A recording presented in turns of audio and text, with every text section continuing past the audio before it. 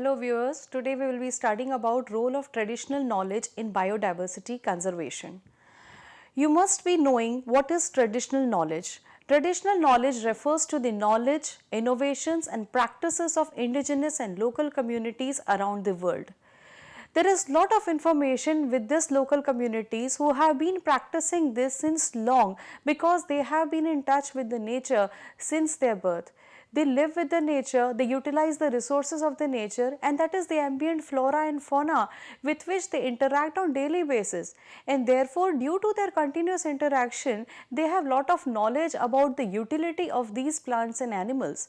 Therefore, we term this knowledge which is inherent and inherited from one generation to another, we call this as the traditional knowledge. Traditional knowledge is the same as indigenous knowledge or the local knowledge, and generally it is referred to the knowledge systems embedded in the cultural traditions of regional, indigenous and local communities. So, it is widely said that there is a formal knowledge and the traditional knowledge. The formal knowledge is one that we get to learn in a formal setup. For example, in schools, colleges, universities, that is the formal knowledge that is imparted to the young generation. Whereas the traditional knowledge is continuous, it is not obsolete, it is not outdated, but rather it is evolving on a continuous basis. We have had a great deal of information because India as particular is rich in cultural traditions. There is lot of information with the tribal communities, they practice lot many things, and therefore if we say that whatever is formal knowledge and apart from that whatever is left out from the formal knowledge, if we put everything under traditional knowledge, that will lead to oversimplification and generalization of traditional knowledge. We won't be able to do justice with our knowledge and understanding regarding traditional knowledge if we do not understand the true essence, the true utility of the traditional knowledge. So, before we understand the traditional knowledge and how it plays an important role towards biodiversity conservation, it is important to understand what is indigenous and local communities. They are poor people, they are rural people, they live with the nature, they are found in the middle of the forest and other things, but there is a demarcation line between indigenous and local communities. A community is indigenous when it belongs to a particular locality, when ancestors have been living in a particular locality since times immemorial. They are well versed with the topography, with the geography, with the climatic conditions, with the plants, the animals, whatever are found in there, that is the indigenous communities. But when we talk about local communities, the local communities may not be belonging to that piece of land, but however, due to their long-term association, maybe they are living in that particular place since last 10 years and 15 years. So, due to the change in the environment, due to the change in the settings, they also develop a considerable amount of knowledge about the surroundings which are there. So, indigenous and the local communities both having a great deal of information, that is the traditional information about the biodiversity conservation. When we talk about these communities, it is generally believed that they carry two types of views. One is the holistic view and another is the spiritual view. Holistic view proponents believe that everything is connected into the nature. Every plant, every human being, every animal, every particle is connected and man is just a part of these interconnections that are there. And when we talk about the spiritual aspect of this, these communities, another view is that everything is controlled by God. So, any misconduct, any harm done to the biodiversity, to the forest, to the small creatures, whoever are existing, will lead to some kind of disease, will lead to some kind of calamity. So, whatever be the view of the indigenous and the local communities, it is in favor of biodiversity conservation because in a way they do not put man as the supreme power who has all the authority to control the nature, the components of nature and utilize the natural aspects as far as self benefit is concerned. So, that is why going by the views of this thing, this is the crucial step towards biodiversity conservation because the inherent belief of the indigenous and the local communities is that nothing should be harmed and no creature should be exploited beyond a considerable level. And therefore, these tribals are the custodians of traditional knowledge. They have been practicing this knowledge and they don't share this knowledge with you unless and until they feel satisfied that you are not going to harm them in any way. And this knowledge is coming from generations. They are passed on from one generation to another generation, mainly by the method of oral communication and mainly by the practices that the young generation sees that the elders are practicing. So, this type of the traditional knowledge is reflected in various aspects of their life, whether it is their food habits, whether it is their medical, whether it is their livelihoods, whether it is their protection against the animals, the devices, the weapons, whatever they are making. We come to know when we go into the deep knowledge about these tribals, we come to know that they are the custodians of our traditional knowledge. However, with the times changing, this knowledge is also dwindling and people are losing this valuable wealth of information that our tribals and tribal communities all over the world are having. One of the aspects of this knowledge is the food. We very well know that these tribal communities depend on the local wild fruits, plants, use of plant parts, namely tubers, stems, leaves, flowers, fruits and seeds are consumed. And before that, it is also believed that the health, vitality and longevity enjoyed by the tribals have been attributed to these wild edibles. As the monocultures are coming, as we are changing our agricultural practices, we are just avoiding all these traditional food sources, and it also helps towards biodiversity conservation because most of the minor millets that are a part of these traditional diet, the tribals, whatever they are eating, they require less of chemical fertilizers, they require less of inputs, and therefore it is believed that they can help in the preservation of the genera, the local foods, the wild tubers, the plants whichever are there.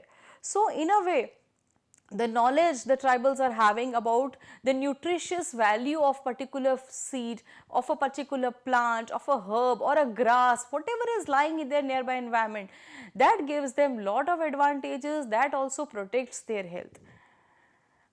Then healthcare and medicines. The tribal communities are bestowed with unique knowledge about the medicinal properties of the plants present in the native environment. After the 20th century, there was a great progress in the field of health and medicine in all over the world. But still there are communities who do not go to hospitals for the small ailments that they are having. Whether it is a fever or a cough or a small disease, whatever is occurring in their communities, they still believe in the medicinal properties of the plants.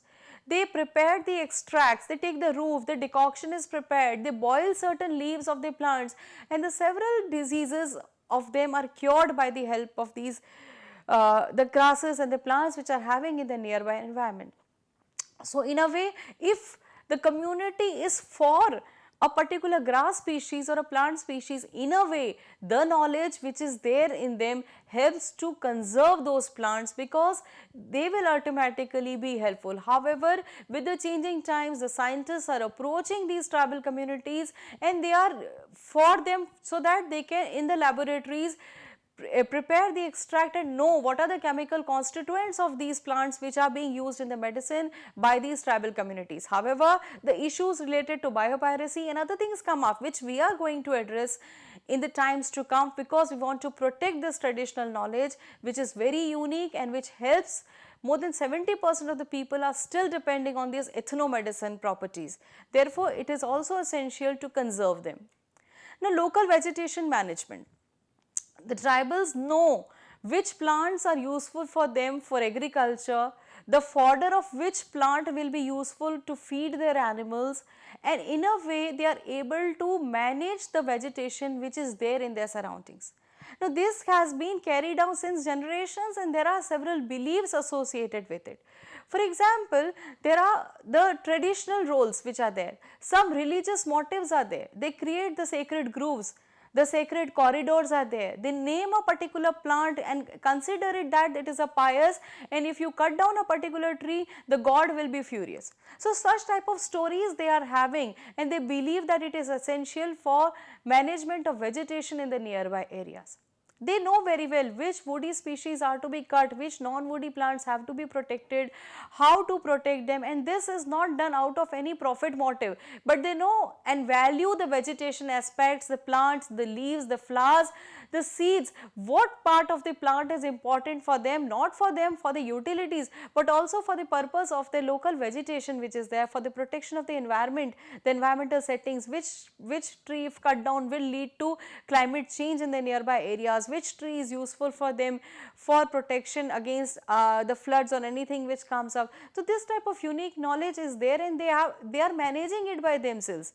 They do not need such kind of inputs from outside to tell them that which tree or which thing is important from there. So this knowledge helps to protect the biodiversity. The Prosopis area in the Bishnoi communities, it was believed in Rajasthan because they knew that if this tree is cut down, it will bring havoc to the systems. So that was the knowledge which was given by them only. Similarly, there are stories associated with the animal species also. The Siberian crane, that is in the Ghana bird sanctuary, that is particularly meant for the protection of this species only. But the local people have told us that because of declaration of this site as the national park, the cutting of the woods, the roots of the plants has been prohibited, and due to this the number of the crane is declining because the soil becomes compact and the crane is not able to feed itself. So this information does not come from the books, but it comes from the long experience that they have with their local surroundings.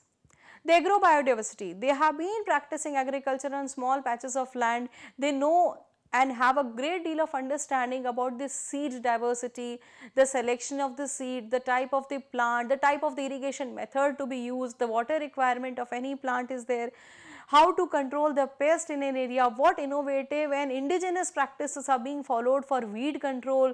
These have been there and they are still practicing. However, it has been found that most of the varieties of, for example, rice, for example, millets, they have been going down because naturally because of other factors, the farmers are also not too much interested in practicing agriculture on the small fields of land and the small land holdings which are there. Therefore, they are in a way to lose all these the agrobiodiversity things which are there. But the need of the hour is that we have to protect the way they practice agriculture, the way they take up of their fields, the harvesting, how do they do. They have special structures for storage of the grains, and these special structures are made of eco-friendly materials, that there is no risk of pest, there will be no impact of the changing weather in these containers. So this is the unique things that we do not know.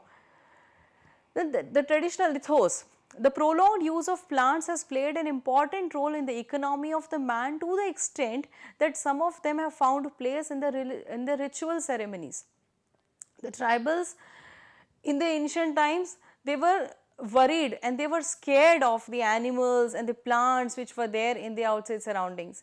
But as the time progressed, they have now slowly and slowly, it is mentioned in the ancient text also, it is there in the traditional ethos to conserve water, to protect plants, to avoid cutting of the trees, all these things. And basically traditional ethos principle works on the three principles, the principle of conservation, utility and regeneration. If we talk about conservation, it is clearly mentioned in Atharvaved that earth should always be forested, and even if a part of the forest, a part of the tree is taken for the use by man, it should be regenerated. So that kind of thing is still there in the text, in their practice, and they have been doing this. They are taking several plants and the grasses in the ritual ceremonies. They have the fear of God and they believe that if a particular tree is cut down, there will be some kind of disaster in their village, in their forest, in the nearby areas. So in a way, the belief systems that they are having also helps to conserve the biodiversity. In a way, this traditional knowledge, because the knowledge, it stems from somewhere, it is coming from somewhere, and there are several examples which can be cited in our ancient text.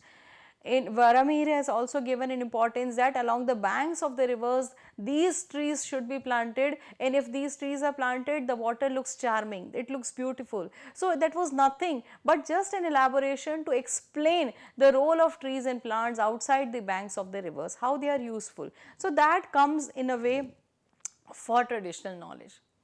Now in all these discussions, The role of women cannot be ignored, because most of the times it is the men who move out in search of employment, and whatever the thing is left out, it is with the women who carry the task of protection of these animals and the plants which are there. So, horticulture and collection and processing of medicinal plants is basically the duty of the elderly tribal women. It is believed that if an elder person dies, the whole library dies. So, that explains that how much of the knowledge these elderly women are having in our tribal communities.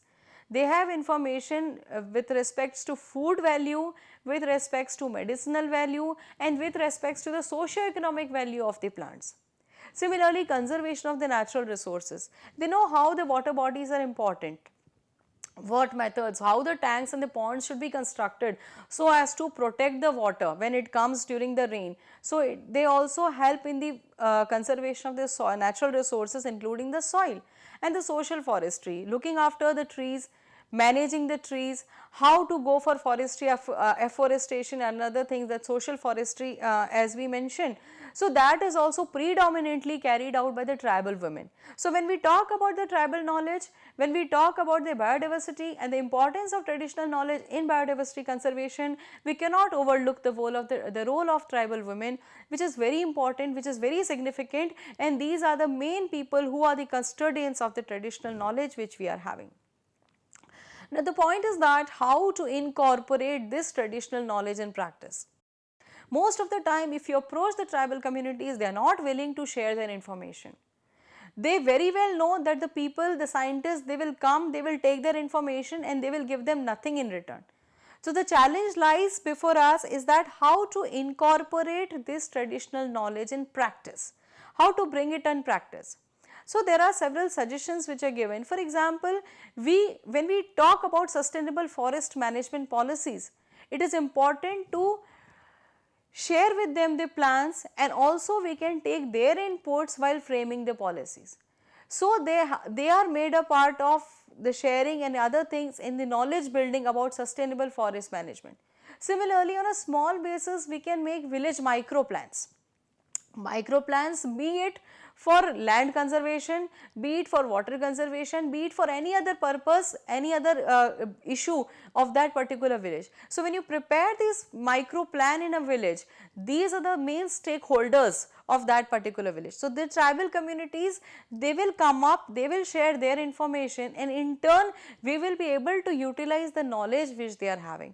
So, for all these purposes, it is very important to use their knowledge in a positive manner. They should be made confident that whatever they are sharing will be used for the benefit of their place only. They will be useful for improving their condition only, and in no way it will be harming those plants or those flora and fauna, whatever they are having. The knowledge benefits, whatever will be arrived, there will be equal sharing of the benefits, if at all it is there. So, that is how we can incorporate the traditional knowledge in practice. We can use the traditional knowledge. However, this traditional knowledge is being lost. We are depriving ourselves of this useful information because of n number of factors. Number one is modernization and displacement of tribal communities. Now, this displacement may be forced displacement because of the development projects which are coming up, building of dams, construction of roads, so many other things. So, the tribal communities have to move from the place where they were originally belonging to. So, in that case, naturally, whatever the knowledge they are having, whatever the expertise that they had with respect to the land and the forest resources, that is completely gone, and that we call it as modernization. But in that modernization, we are somewhere losing out this important wealth of knowledge that we are having. Then there are land issues, there are conflicts with regards to land. There are several types of agriculture and other demarcated areas that we have for land. So, in that case also, when the land issues are not properly solved, the tribals many of the times they are not able to feel the land as their own, and therefore, most of the time they are looking for some other ways, so switching to some other form of livelihood for them. So, in that case also they are not too much interested. Less support from government agencies. Unlike in recent times, there was no motivation for these people to continue with the methods, the things which they have, because there was little support from them through the government. Because in pace of fast development, fast urbanization, fast modernization, we did not pay much heed to their expertise and knowledge. So, when they receive no support from the government and other agencies, they are not motivated to practice what they have been practicing since long. Then communication gap between the elders and the young people. Now, this is a very big issue where the young generation, they are not in touch with the elderly people. Because of the change in times, they are moving out, they are moving to urban areas, they do not know the knowledge which the elders are having, and most of the time due to communication gap, this knowledge nowadays not properly communicated to the younger generations. They do not have time, they do not have patience, they do not have interest to understand about these unique traditional practices. So, therefore, there is this thing that when this kind of information will be running away from us. In the change in environmental conditions, this is a very common cause, because when the forests are dwindling, the water resources are getting exhausted, the soil conditions are changing, the weather, the climatic conditions are changing. So, in that case, naturally the vegetation etc. is changing. So, whatever they knew about the practices, that is also going again because of the agricultural practices, everything changes when the environmental conditions changes. So, in that case also we are losing the traditional knowledge. These are some of the reasons which may be cited. However, there is a need to conserve this traditional knowledge. We cannot lose hope, and documentation of indigenous knowledge and its use in natural resource management. The first and the foremost step is document the knowledge. Now, documentation is essential because when you put down something on paper, we have on record that which plant, which practice, which tuber, which animal skin, whatever is used for what purposes. But this documentation again also has two aspects. There are two views. One view is that when you document, naturally there are no issues of biopiracy, because the patent offices all over the world, they will be knowing about the traditional uses, and they also will be having an idea about the indigenous communities who are practicing this thing.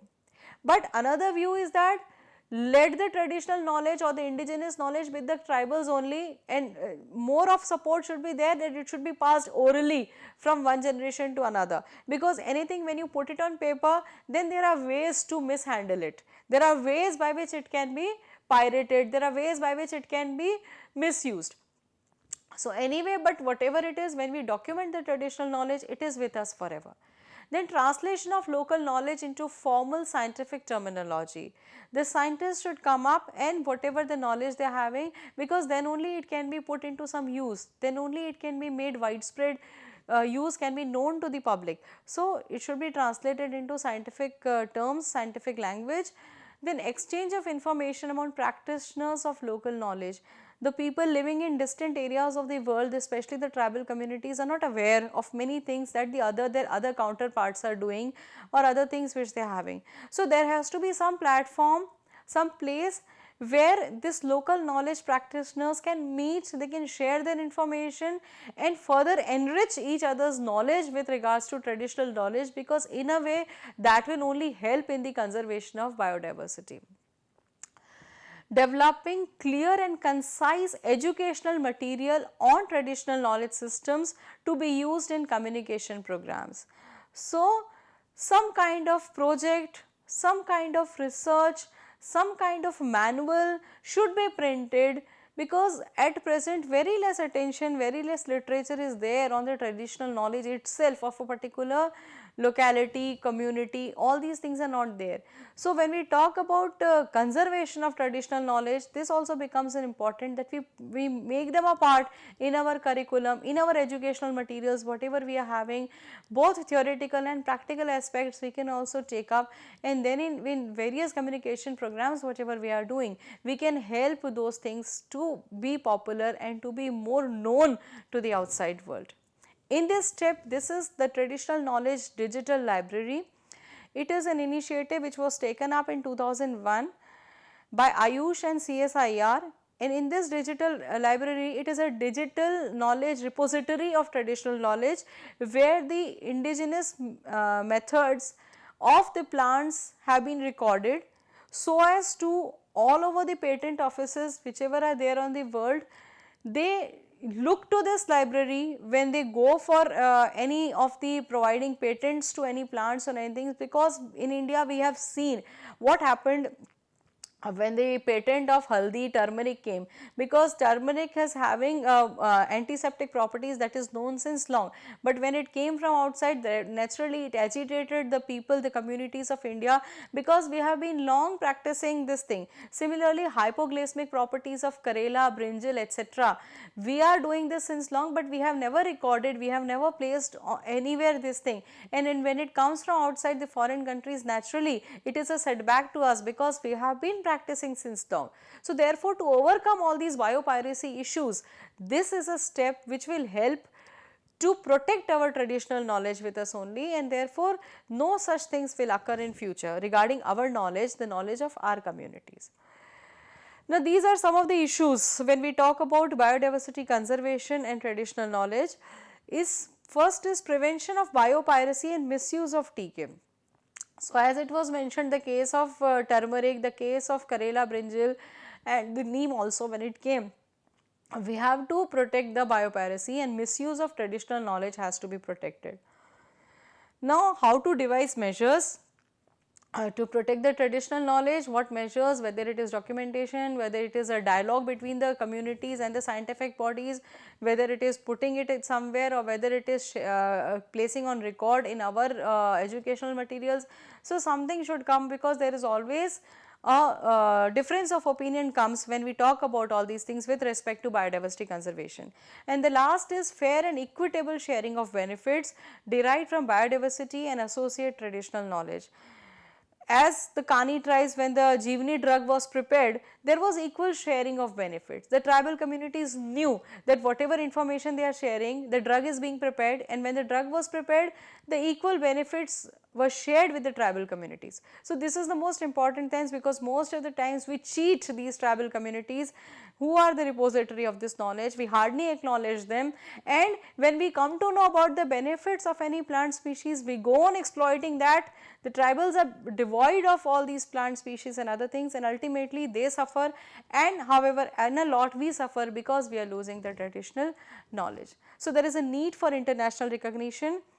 Various organizations across the world, food and agriculture organizations, international labor organizations, so many organizations, there is a convention of biological diversity, CBD, it encourages that people's register, community people's registers should be formed at small pockets in our villages, and they believe that internationally traditional knowledge should be recognized, and when we talk about sustainable development, we cannot ignore this important aspect.